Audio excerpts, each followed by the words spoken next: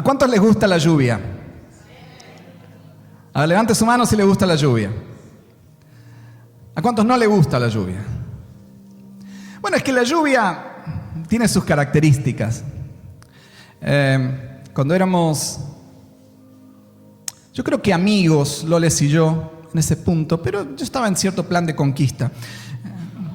Bajo mesa, ¿no? Como uno empieza con una amistad muy linda.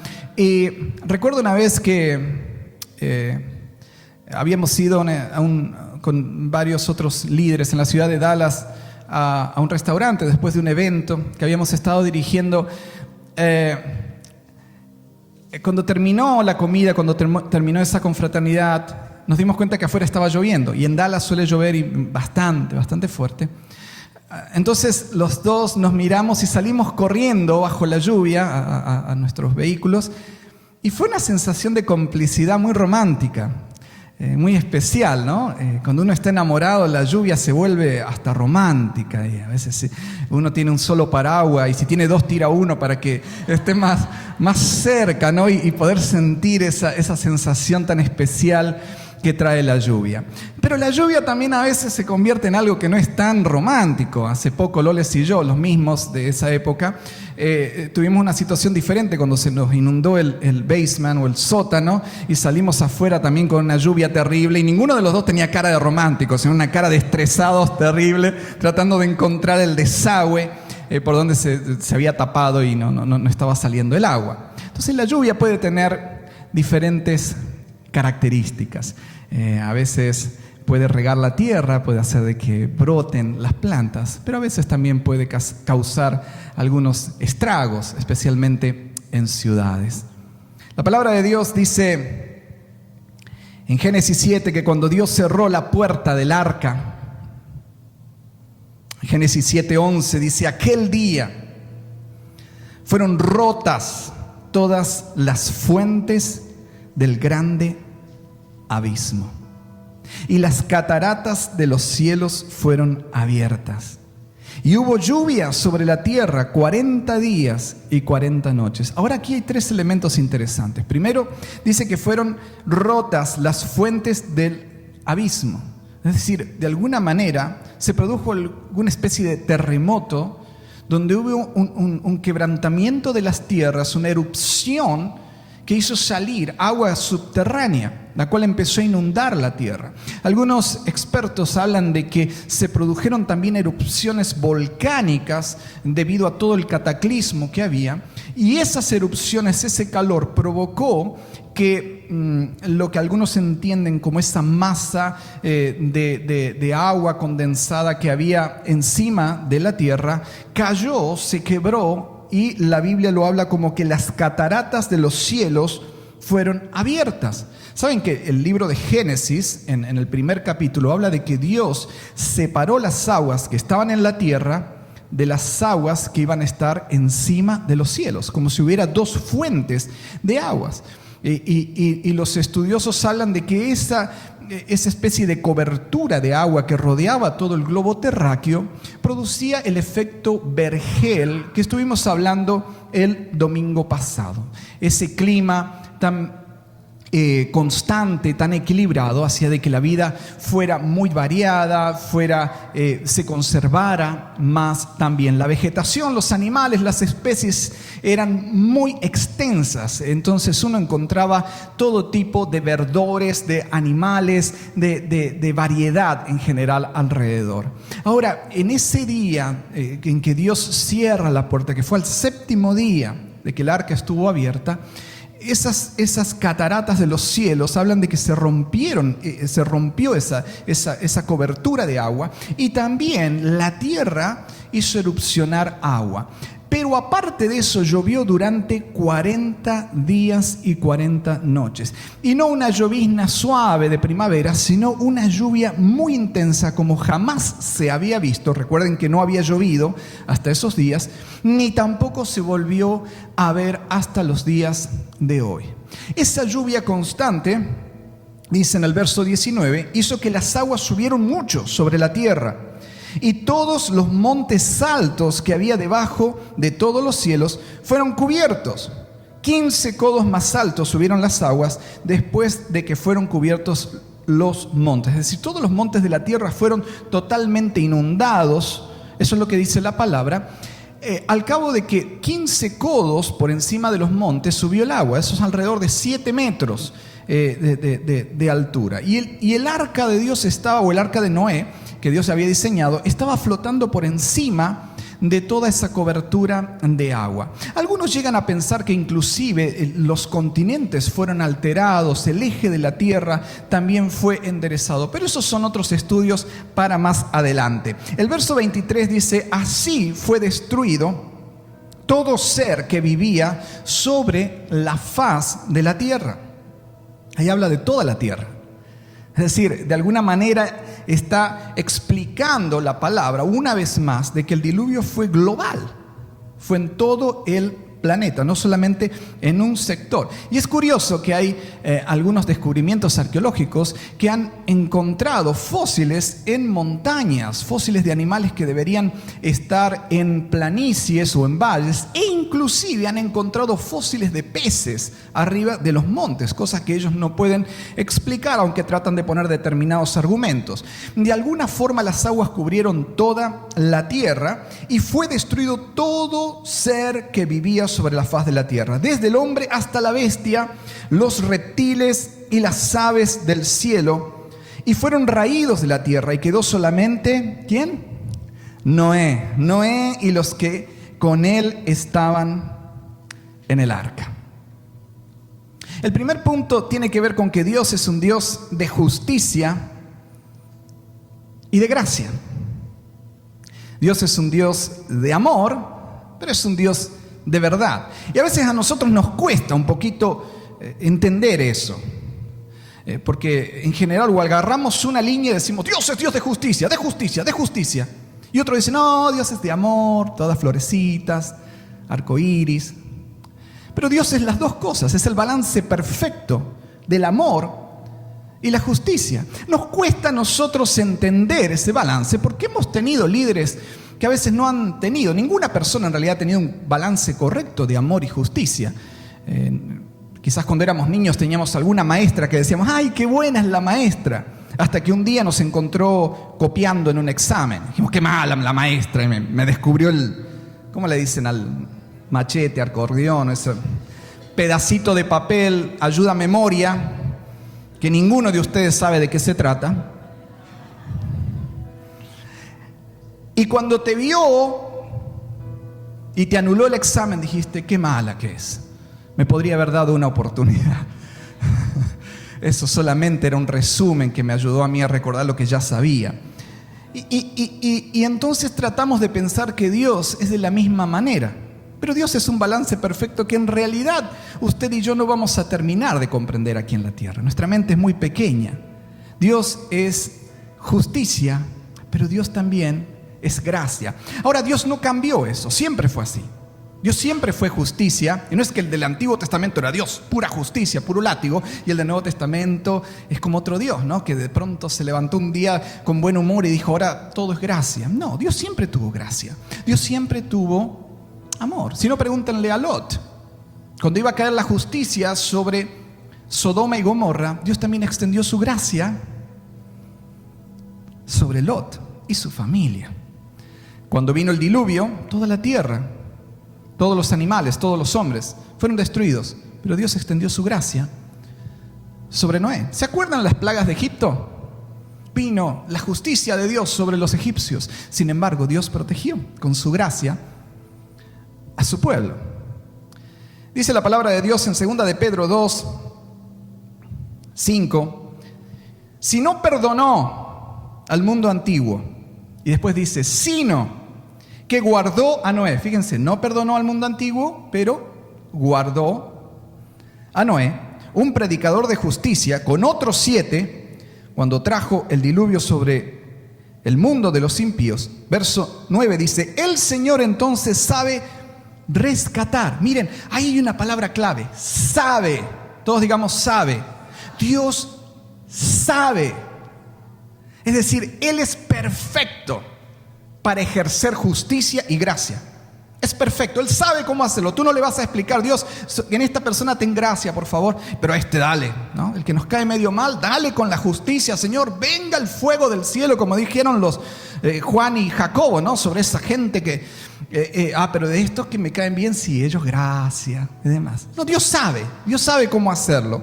Dice, el Señor sabe rescatar de la prueba a los piadosos y reservar a los injustos bajo castigo para el día del juicio. La Biblia dice que Dios, después de 7 días que Noé, su familia y los animales habían entrado al arca, dejó la puerta abierta por 7 días. 7 días. Algunos expertos calculan que el arca tenía un poquito más de la mitad de espacio disponible. El arca tenía como una capacidad de alrededor de 500, 800 vagones de tren. ¿Se imaginan? Entonces, la puerta estuvo abierta, estuvo ahí, 7 días. Pero llegó el momento en que Dios la cerró. Es decir, el que era impuntual en ese momento tuvo problemas, ¿no? Llegar tarde en una situación tan crítica como la salvación de toda la humanidad. Nosotros los hispanos no tendríamos ese problema, ¿verdad? Pero ¿saben una cosa? Hablando de ese tema entre paréntesis, es muy importante, más de lo que nos imaginamos, el manejo del tiempo. Del tiempo cronos. La Biblia habla de 2 tipos de tiempo. Uno es el tiempo cronos, el que está en tu reloj. Marca 24 horas al día. Pero hay otro tiempo que es el tiempo kairos. El tiempo kairos es el tiempo de la perfecta voluntad de Dios en un momento específico. Es decir, por ejemplo, en la Biblia, David, y esa historia se la he contado a Keila. David fue obediente a su papá en cuanto a llevar esos quesos y esos alimentos a sus hermanos que estaban en la guerra. Y fue obediente a tiempo, tan a tiempo para llegar y ver a Goliat. Si David no hubiera sido obediente a tiempo, en ese momento nunca hubiera visto a Goliat. Si nunca hubiera visto a Goliat, el ejército de los filisteos habría ganado la batalla sobre los israelitas, la historia hubiera sido diferente. Hubo alguien que no estuvo exactamente a tiempo, que fue Moisés. Moisés se apresuró al kairos de Dios, al momento de la voluntad de Dios. Y él quiso ejercer justicia por sus propios medios cuando mató al egipcio. Dijo, yo voy a liberar al pueblo de Israel matando uno por uno a los egipcios. No sé cuál fue su idea, pero de alguna manera se adelantó y Dios tuvo que trabajar con él 40 años después. Kairos, cronos. Si nosotros administramos bien el cronos, si somos sabios, como dice David, para contar mis días, para darme cuenta que hoy me levanté, que voy a tener determinado tiempo, determinada energía, determinadas fuerzas, y poder aprovechar esos minutos de vida, de respirar de la mejor manera, de la forma más sabia, eventualmente me va a permitir discernir cuando el kairos de Dios se está manifestando.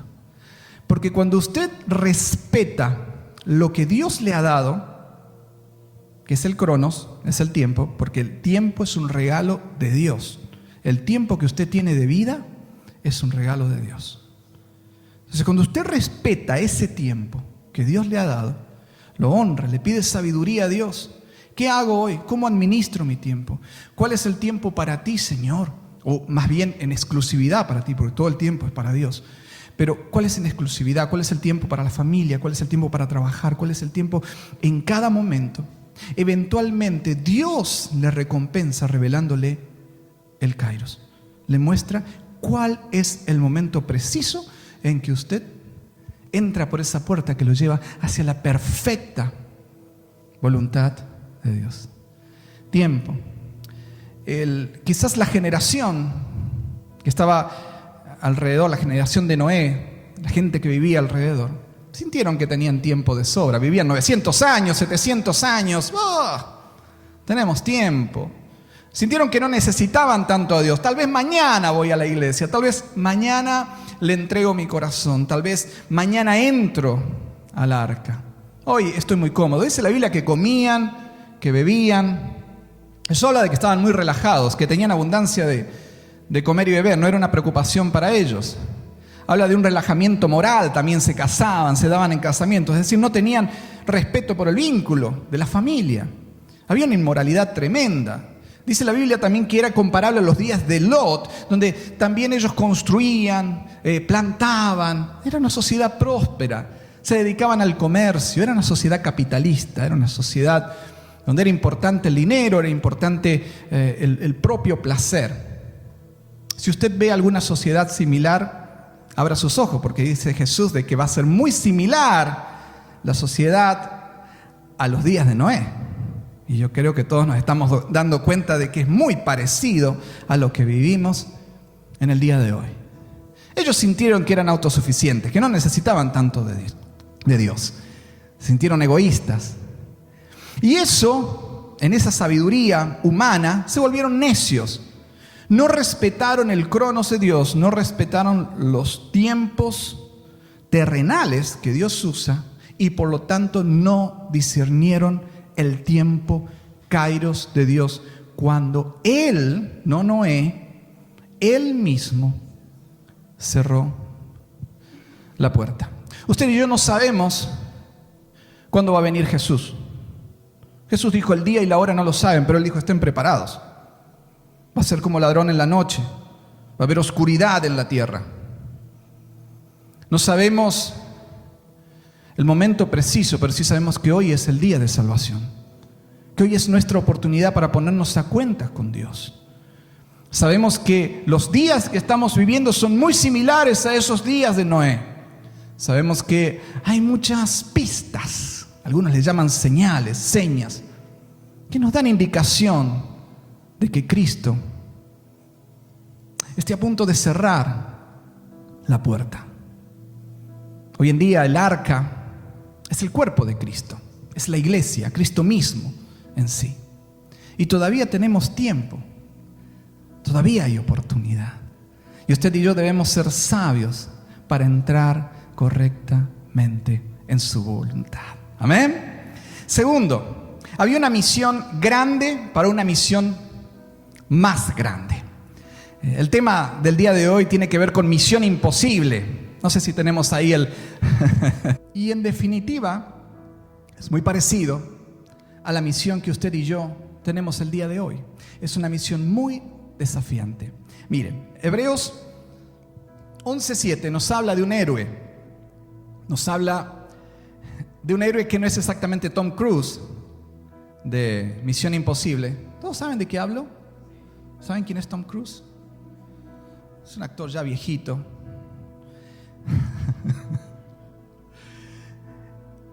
Pero que nosotros muchas veces pensamos que es el prototipo de un héroe. El hombre va y hace cosas que parecen difíciles o imposibles para otros. Se mete en profundidades del agua y puede estar más de 3 o 4 minutos sin respirar.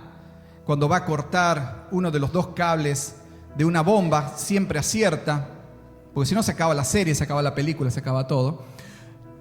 Y nosotros pensamos que el héroe tiene que ver con lo que nos ha enseñado Hollywood. Sin embargo, la Biblia nos habla de otra galería de héroes, y entre ellos mencionamos a Noé, que tuvo una misión más importante y, entre comillas, más imposible que cualquiera que haya enfrentado Tom Cruise en las series o las películas de Misión Imposible.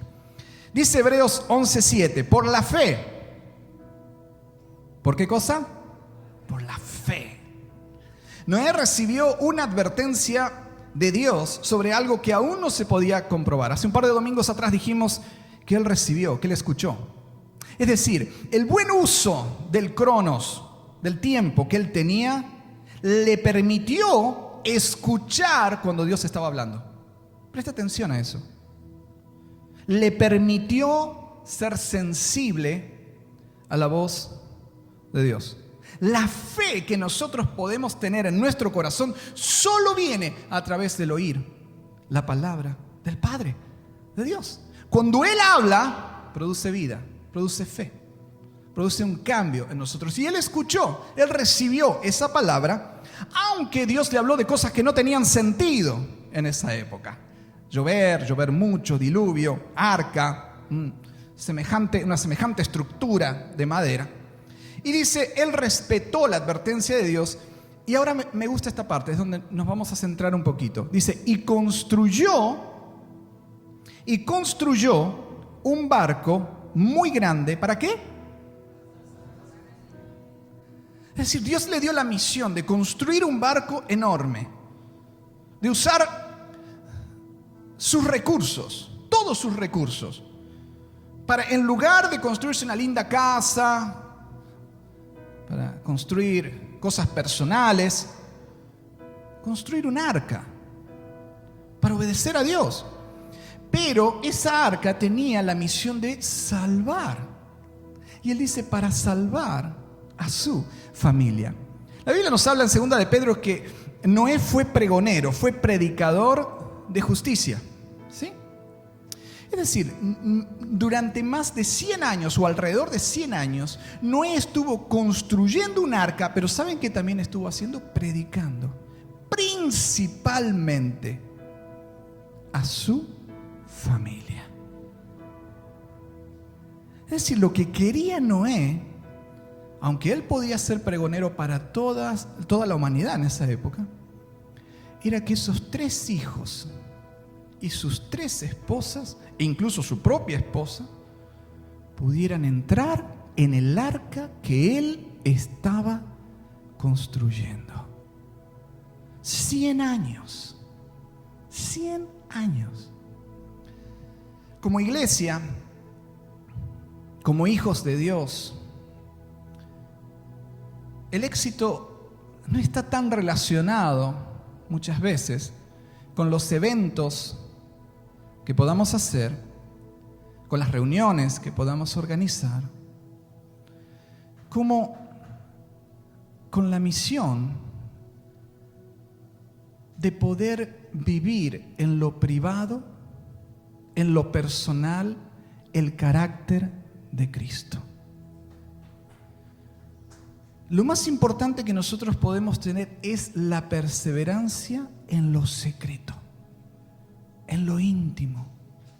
Y lo digo desde un lugar de respeto y de humildad.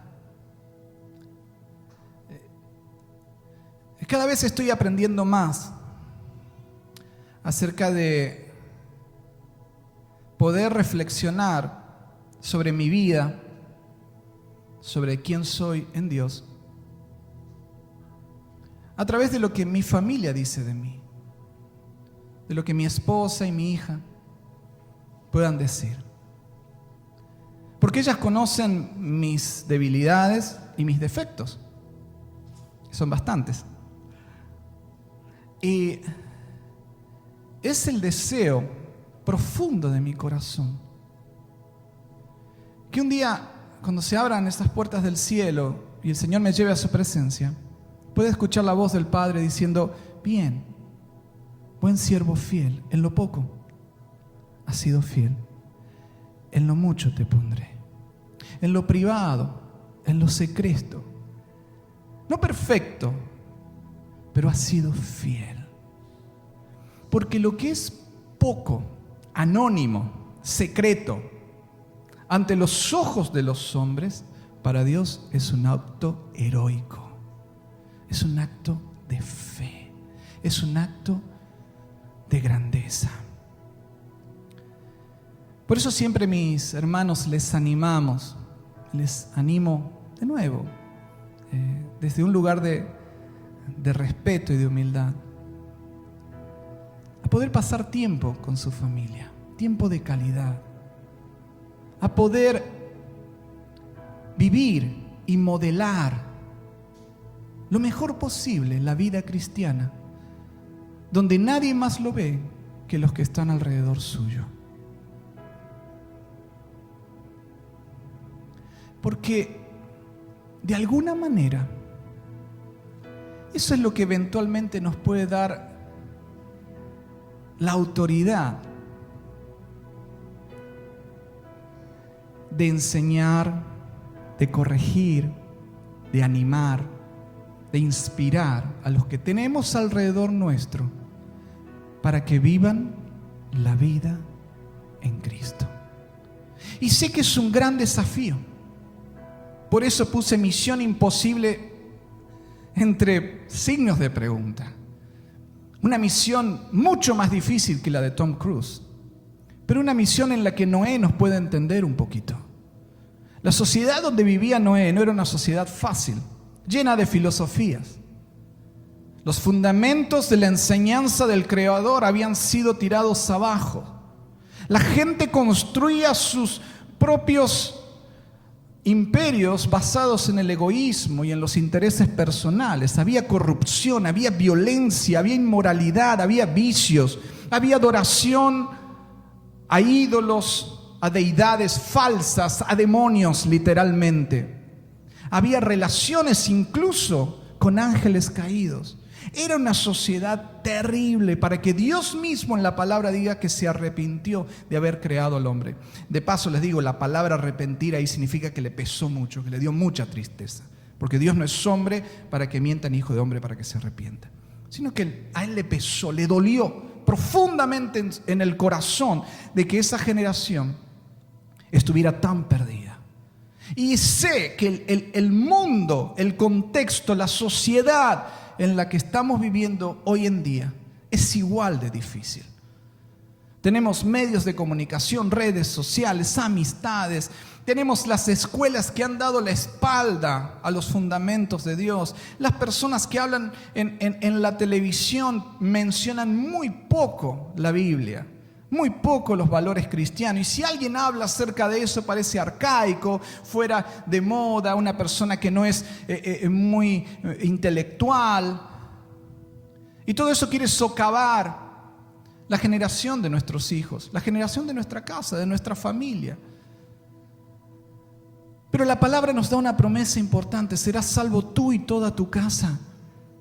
Y aunque la decisión es individual de cada persona y nosotros no podemos forzar ni obligar a nadie a tomar una decisión, al menos ser fieles, que es lo que nos pide el Señor, ser fieles en ser sal y luz, primero en nuestra casa. Sal, que cuando nuestra esposa, nuestros hijos necesitan que su corazón sea sanado, porque han sido rechazados, discriminados, heridos, lo que sea, puedan venir a nosotros y podemos ser la sal. Que cuando necesiten una palabra de orientación en un mundo donde hay tanta libertad de género, libertad de pensamiento, libertad de religión, donde todo parece que está bien, podamos abrir la palabra y hablar. Luz, luz. Es nuestro desafío, es nuestra misión imposible, pero con Cristo tenemos una promesa. Peleemos hasta el último día de nuestra vida por ser fieles en lo secreto, en lo privado. Es cierto que Noé no ganó a nadie más. Nadie más entró al arca. Nadie más lo hizo. Pero fue un héroe. Ganó a sus 3 hijos. Y esas 3 esposas, y ganó a su esposa, que quizás era lo más difícil. Y entraron y le ayudaron a construirlo. ¿Sabes lo que es poner a hijos adolescentes a construir un arca? A veces cuesta hacerlos cortar el pasto y creer y meterse ahí adentro y estar 7 días esperando. Papá, ¿cuándo va a llover? Hace calor aquí adentro, no hay aire acondicionado, esto huele a elefante, a búfalo, a todo lo que había ahí adentro, ¿no? No crean que se echaban desodorante los animales para entrar. ¿Esto está seguro que va a funcionar? Primer día, segundo día, el sol está más despejado que Miami. Nosotros sudando y ahí afuera cantando, divirtiéndose, haciendo fiestas, comiendo, bebiendo, casándose. Ni siquiera fui a la boda de mi amigo, la de hoy, porque la de mañana es diferente. Tenemos que seguir esperando en este mastodonte que hemos construido juntos de madera 7 días. Pero no sé cómo lo hizo, pero Él los mantuvo ahí. Y cuando se cerró la puerta, ninguno se escapó. ¿Sabes que Dios te ve a ti y a mí como una cuerda, como un lazo con un salvavidas. ¿Saben lo que es el salvavidas? Esos redonditos que están en los barcos. Nos ve de esa manera para nuestra familia. Él te usa como esa cuerda de amor con el resto de tu familia. Tú conoces al Señor. Tú te has acercado a la luz. Has conocido su amor. Estás conociendo su amor. Pero Él quiere usarte para traerlos a ellos. De modo tal que cuando se empiezan a hundir, ese hijo adolescente, ese primo, ese tío, ese papá, esa mamá, quien sea, se acuerdan de ti. Dice, ¿por qué no haces una oracioncita por mí? Un rezo, un rosario ahí de los que tú haces con tus palabras. ¿Por qué no me lees un refrán de la Biblia o algo como lo dicen ellos, ¿no? Uno de esos proverbios que me levante un poco. Pero te buscan y te van a buscar eventualmente. Cuando hayan visto que eres íntegro, donde el resto no los ve. Porque aquí es fácil mantener las apariencias. Nosotros podemos decir, aleluya, gloria a Dios, hermano, hermana, Dios les bendiga, Dios les bendiga. Pero es ahí en lo privado donde mi hija a mí no me llama Pastor Lucas, ni mi esposa, donde me llaman papá. No le voy a decir cómo me llama mi esposa. Pero es ahí donde, como hablamos el domingo pasado, nos quitamos las máscaras. Somos auténticos, somos sinceros. Sí, tenemos defectos, tenemos fallas, pero tratamos con todas nuestras fuerzas de ser fieles a la misión imposible que Dios nos dio. Que con Él es posible, que con Él lo podemos hacer. ¿Cuántos quieren ser héroes? Verdaderos héroes. Los reales, no los de ficción. No los que cortan cables para la película, sino los que salvan su familia, o al menos luchan con todas sus fuerzas, sabiendo que el desafío no es pequeño, es enorme, es muy grande. Tercero, Dios ha hablado y sigue hablando. Apocalipsis, creo que en el capítulo 1, dice que la voz de Dios, la voz de esa transfiguración de Jesús que vio Juan, era como el estruendo de muchas aguas. ¿Se acuerdan? Pies de bronce, bruñido, ojos de fuego. ¿Se acuerdan? Pero decía que la voz era como el estruendo de muchas aguas. Ahora es curioso, el mismo libro de Apocalipsis también habla de que las multitudes en la tierra eran como el estruendo de muchas aguas. Y el Señor me habló algo interesante en esto. Él me dijo, porque mi voz tiene muchos matices y llega a cada persona de una forma particular. Así como hay variedad de problemas, de circunstancias, de desafíos, así como hay variedad de personas, mi voz es también como el estruendo de muchas aguas y llega con un grave, con un agudo, con un sonido o con otro sonido a cada uno de acuerdo a lo que esa persona necesita. Dios ha hablado y Dios sigue hablando. Y en estos tiempos, mis hermanos, que no son tiempos fáciles, yo creo que esa voz, que es como un estruendo de muchas aguas, está hablando al mundo entero, a todos, a toda la humanidad. Está hablando también a la iglesia, nosotros, el cuerpo de Cristo. Está hablando a cada uno. Yo lo siento en forma particular, personal. Dios me está hablando a mí. Y cada día me levanto y le digo, Señor, quiero poder discernir tu voz. Quiero poder entender en medio de todo lo que está sucediendo con humildad qué es lo que estás diciendo. Tirar abajo todas mis enseñanzas, mis conceptos, todo lo que creo que sé. Ponerlo en cero. Venir como un niño a tus pies. Con esa ilusión que tiene el principiante, ¿vio? Ese que quiere aprender un instrumento, por ejemplo. Quiere aprender. Está muy emocionado y escucha al maestro que le va a enseñar al instrumento, lo escucha con ilusión, todo trata de entenderlo, de comprenderlo. Con esa ilusión quiero venir a tu presencia. No quiero venir como un sábelo-todo, porque los sábelo-todos de tu tiempo, de los tiempos de Jesús, fueron los que menos aprendieron. Fueron los niños aquellos a los cuales el Padre decidió revelarle los secretos. En medio de esta pandemia, en medio de esta crisis, en medio de este caos, en medio de esta oscuridad mundial, quiero saber qué me estás diciendo. Porque ¿saben una cosa, mis hermanos? Dios está presente y usted y yo cada vez más necesitamos entender, comprender o hacer conciencia de que Dios está ahí, está presente y está hablando. ¿Se acuerdan del camino de Emaús?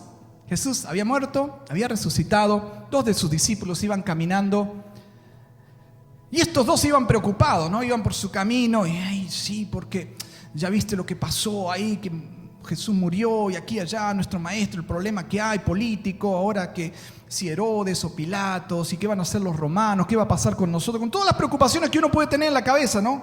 Y uno va en el camino y va a Emaús y va conversando con otro que también piensa igual que uno y de pronto se acerca un tercero. Ahora ese tercero los acompaña, está ahí y empieza a hablar las verdades que decía desde otra perspectiva. Y les empieza a decir, les empieza a hablar. En principio ellos no se dieron cuenta de que Jesús estaba en medio de su preocupación, en su camino, caminando con ellos y hablándoles. Hasta que se fue. Ahora me gusta porque también hay una luz de esperanza. Dice que su corazón ardía cuando Él estaba hablando. Había sensibilidad todavía en sus corazones. Mi hermano, yo no sé lo que usted esté viviendo. No sé por qué camino de Emaús esté transitando. Cuáles son sus desafíos, cuál es su misión imposible. Pero déjeme decirle, el tiempo es poco, pero Jesús todavía está caminando con usted. Está al lado y está hablando y lo hace a través de una circunstancia. Lo hace a través de un libro, de una predicación como la que usted está escuchando, con voz audible, a través de su palabra. Usa 1000 aguas para tratar de comunicarse con usted, de tener una relación, una intimidad personal con Dios. Muchas veces nosotros pensamos que el esfuerzo más grande para tener comunión con Dios viene de nuestra parte. ¡Ay, es que tengo que separar un rato para orar! ¡Qué difícil! ¡Ay, es que tengo que separar un rato para leer la Biblia! Creemos que es de nuestra parte la iniciativa más complicada. Déjeme decirle que no. Dios ha hecho lo más difícil, lo imposible para nosotros. Dio a su Hijo en la cruz para que usted y yo podamos acceder confiadamente al trono de la gracia. Él le busca, le busca, le busca, le busca. Como ese loco enamorado que llama por teléfono, que escribe cartitas, que se aparece en todos los lugares de su amada. Le busca. Camina con usted aunque no se dé cuenta. Y le habla. Le habla. Busca espacios en común. Dice la palabra de Dios en Hebreos 10:22, entremos directamente a la presencia de Dios con corazón sincero, siendo auténticos con Él principalmente, que lo sabe todo, siendo auténticos con los demás, siendo auténticos con nosotros mismos. Y si con plena confianza en Él. En este mundo yo sé que es difícil poder confiar en lo que hay alrededor, en las noticias, incluso en los dictámenes médicos. Uno no sabe si ese científico está de un lado o del otro de la pandemia, pero usted y yo podemos tener confianza en ese Dios que está caminando al lado nuestro. Dice, pues nuestra conciencia culpable ha sido rociada con la sangre de Cristo a fin de purificarnos. ¿Sabe? Muchas veces lo que nos limita de acercarnos a Dios es nuestra propia culpabilidad. Porque son dos cosas, ¿no? A veces es yo no necesito de Dios, o a veces soy tan malo que ¿cómo me voy a acercar a Dios? O me he enfriado tanto que ya... Pero si venimos a Él con un corazón sincero, su sangre nos limpia, nos purifica de todo pecado. El Señor le anhela celosamente. Santiago dice eso, le anhela, le busca, le ama, todavía que hay tiempo. Y cuarto, la puerta sigue abierta. No sabemos si estamos en el segundo día, el tercero, el cuarto, el quinto, el sexto, o ya estamos en el último día. La gracia todavía está ahí adentro. La justicia va a venir. Dios es sabio, es juez, es justo, es recto. Justicia va a venir sobre este mundo. Pero la gracia que está dentro del arca, dentro del cuerpo de Cristo, todavía está presente. Noé cargó maderas para construir un vehículo que salvaría a su familia. Jesús cargó un madero, la cruz, para dar su vida, para salvar a todo aquel que en Él cree. Póngase de pie en el lugar donde está. Y quiero cerrar este tiempo leyéndole algo directamente de la palabra de Dios. Y le voy a pedir que le preste mucha atención. Isaías 53 dice: ¿quién ha creído a nuestro anuncio? ¿Y sobre quién se ha manifestado el brazo de Jehová? Subirá cual renuevo delante de él, y como raíz de tierra seca. No hay parecer en él ni hermosura. Le veremos, mas sin atractivo, para que le deseemos. Despreciado y desechado entre los hombres, varón de dolores, experimentado en quebranto, y como que escondimos de él el rostro. Fue menospreciado y no lo estimamos. Ciertamente él llevó nuestras enfermedades y sufrió nuestros dolores, y nosotros le tuvimos por azotado, por herido de Dios y abatido. Mas él herido fue por nuestras rebeliones, molido por nuestros pecados. El castigo de nuestra paz fue sobre él, y por su llaga fuimos nosotros curados. Todos nosotros nos descarriamos como ovejas, cada cual se apartó por su camino, mas Jehová cargó en él el pecado de todos nosotros. Angustiado él y afligido, no abrió su boca. Como cordero fue llevado al matadero, y como oveja delante de sus trasquiladores, enmudeció y no abrió su boca. Por cárcel y por juicio fue quitado, y su generación, ¿quién la contará? Porque fue cortado de la tierra de los vivientes, y por la rebelión de mi pueblo fue herido. Y se dispuso con los impíos su sepultura, mas con los ricos fue en su muerte. Aunque nunca hizo maldad ni hubo engaño en su boca, con todo eso Jehová quiso quebrantarlo, sujetándole a padecimiento.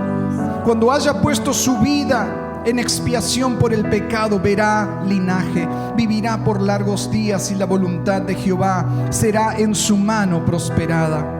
Verá el fruto de la aflicción de su alma y quedará satisfecho. Por su conocimiento justificará mi siervo justo a muchos, y llevará las iniquidades de ellos. Por tanto, yo le daré parte con los grandes, y con los fuertes repartirá despojos. Por cuanto derramó su vida hasta la muerte, y fue contado con los pecadores, habiendo él llevado el pecado de muchos y orado por los transgresores. Los tiempos que vivimos hoy son similares a los de Noé. Hoy la salvación no está en un arca, pero está en Jesucristo. Y él dijo: el que entrare por esa puerta será salvo, será salvo. Y este es un llamado una vez más a poder estar en paz con Dios, a poder entender el cronos para discernir el kairos. Y yo le animo a que usted incline su rostro ahí donde está. Y a las personas que nos están viendo por video, quiero animarles a poder abrir la puerta del corazón para que entre Jesús. Usted abre la puerta de su corazón para que Él habite en usted. Y al mismo tiempo Jesús abre la puerta de su reino para que usted sea parte del reino, sea parte de su familia. ¿Por qué no hace esta oración conmigo? Señor Jesús, en este momento quiero que seas mi Señor y mi Salvador. Yo te pido perdón por mis pecados, por todo lo que me alejó de ti. Y hoy quiero estar en paz contigo. Quiero estar en paz con mi prójimo. Quiero estar en paz conmigo mismo. Hoy, Señor, recibo esa salvación gratuita, derramada en la cruz del Calvario. Y creo que moriste por mis pecados. Y creo que resucitaste al tercer día. Señor Jesucristo, creo en ti.